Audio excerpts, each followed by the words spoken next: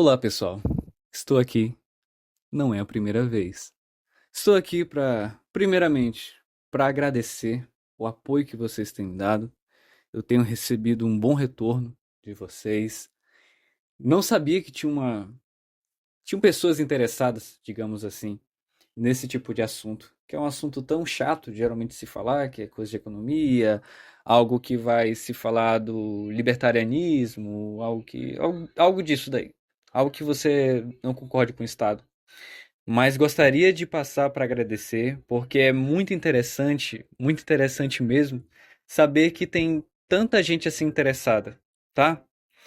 Bom, primeiramente, gostaria de começar o meu vídeo falando de um tema interessante. E eu gostaria que vocês comentassem, tá? Comentem, quero saber das suas ideias, quero saber das suas opiniões. Por favor, comentem, tá? Quero saber das suas ideias. Eu quero fazer essas pessoas que estão sendo atingidas por esse conteúdo que passem a pensar, tá bom? Passem a pensar, por favor. Hoje eu gostaria de falar de como o Estado se preserva, tá? Um dos fatores de que ele se preserva foi por meio da educação, foi por meio dos intelectuais. Porque geralmente os intelectuais, no setor privado, eles não conseguem se situar no setor privado, geralmente. E nos E no setor privado não consegue, mas no setor público ele consegue. Porque o setor público dá uma garantia para ele, mas obviamente vai ter que adestrar as pessoas. Porque nós somos treinados e adestrados para acreditar na educação estatal. Porque essa educação, se ela fosse independente, ela seria útil. Ela faria com que nós pensássemos que somos livres. Ela faria pensar ela nos faria pensar que nós, de verdade, temos liberdade e não temos. Não temos. E é um fardo, caso você pense nisso, é um fardo que você somente tem que aceitar.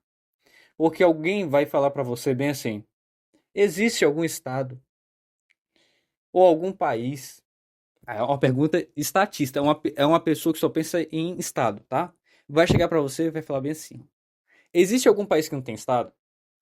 Começa errado que o conceito de país, vamos lá, o conceito de país já está errado. Porque é um conceito estatista, é um conceito que você não pensa numa propriedade privada. Você pensa, obviamente, que um governo tracejou todo um território, tá? Um território todo tracejado pelas mãos do governo e não por uma propriedade privada. Então, vamos lá. Esse já é o contexto errôneo, tá?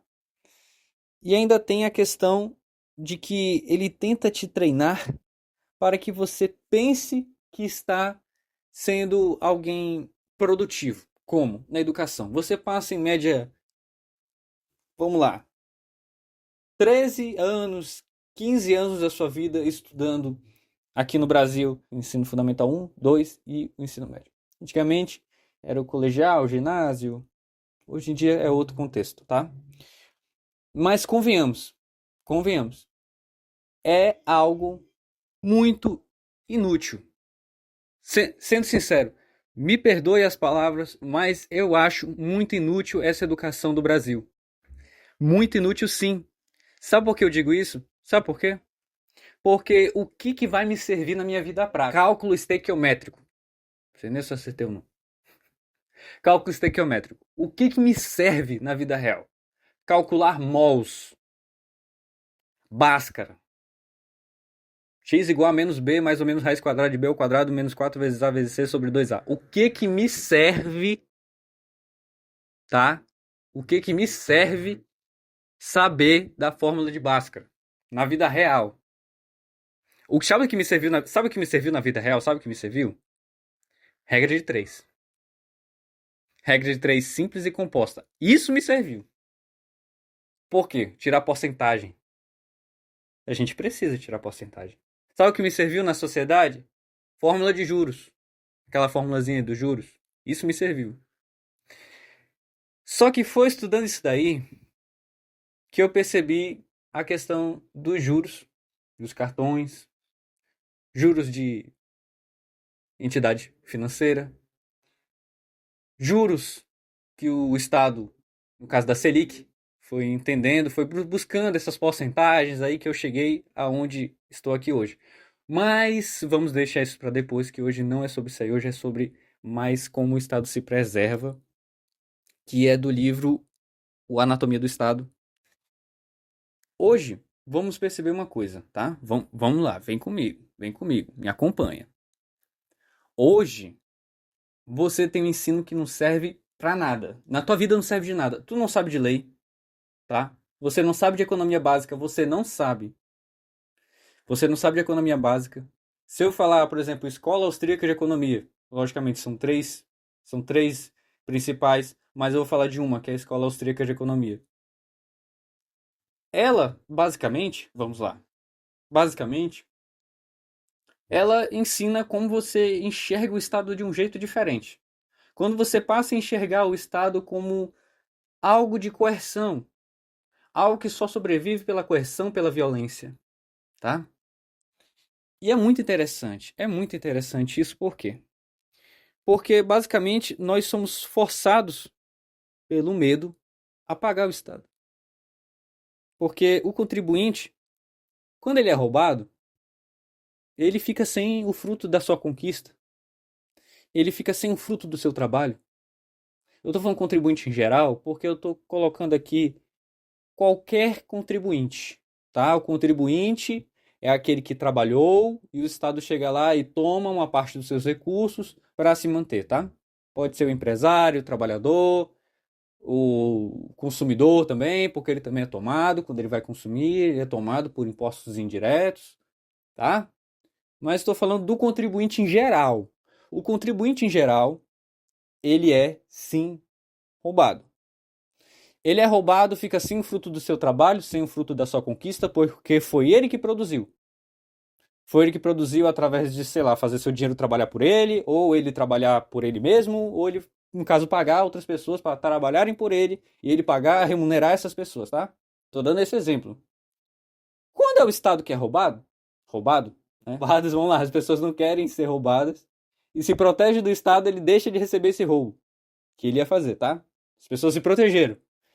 Quando é só, na verdade, alguns, vamos lá, alguns desocupados, não posso xingar, né? Alguns desocupados deixam de receber um pouquinho do que eles recebiam naquele montante.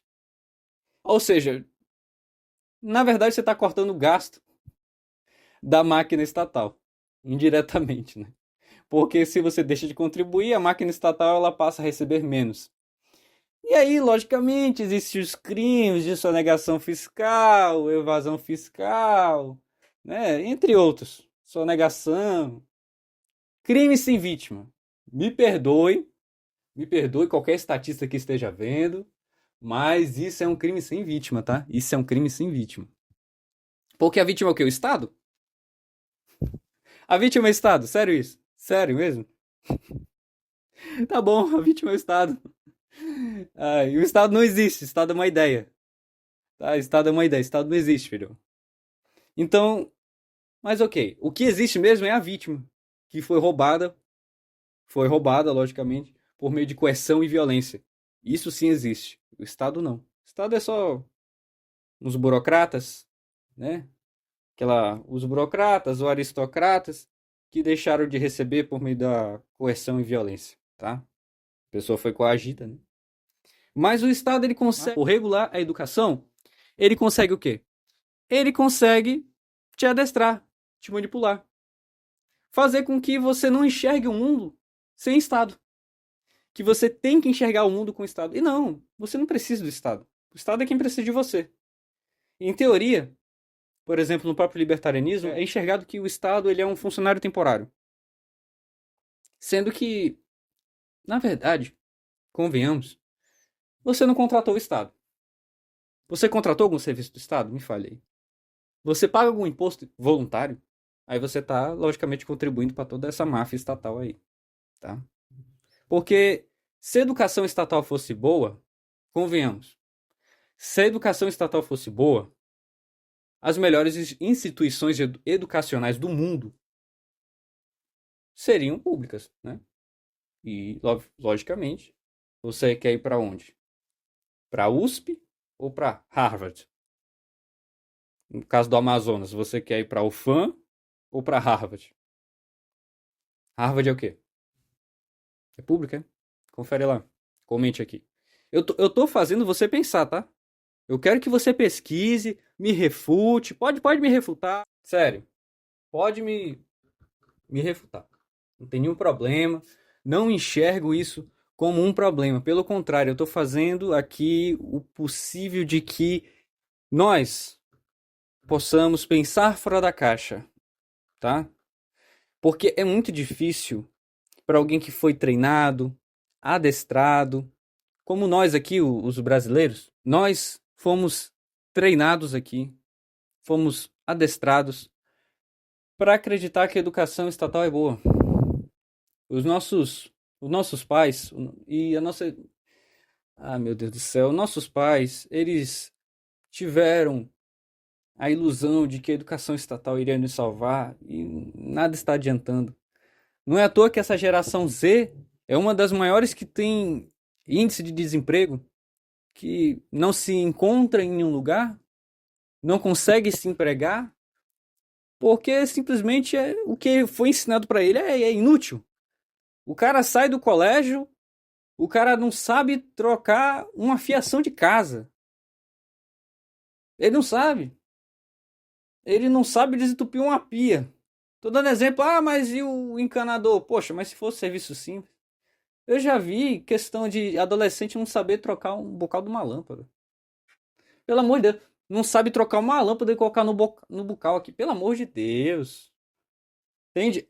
É um jovem com todo o vigor, com toda a força de vontade, para querer ser útil na vida e não consegue ser. Ele não consegue ser simplesmente porque não ensinaram a ele. Ensinaram para ele que ele tinha que aprender muitas coisas de química, coisa inútil que não serve na vida real, só serve no meio acadêmico. Coisa inútil.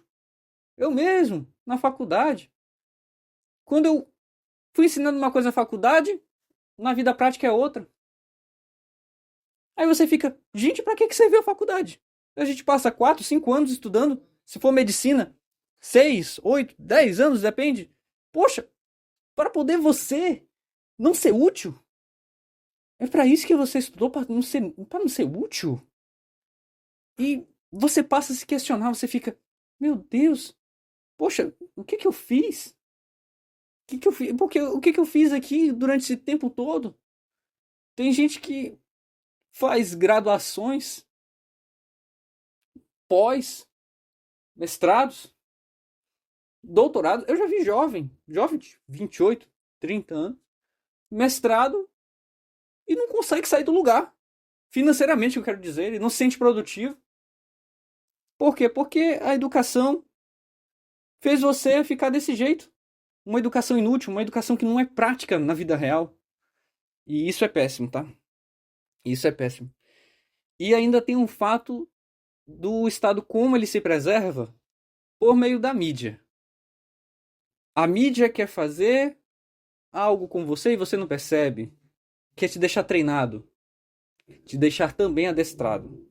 A acreditar que a mídia é totalmente independente. Que isso não ocorre. O Estado sempre tenta controlar a mídia, porque ele sabe que é informação. Ali ele pode treinar a população. Como?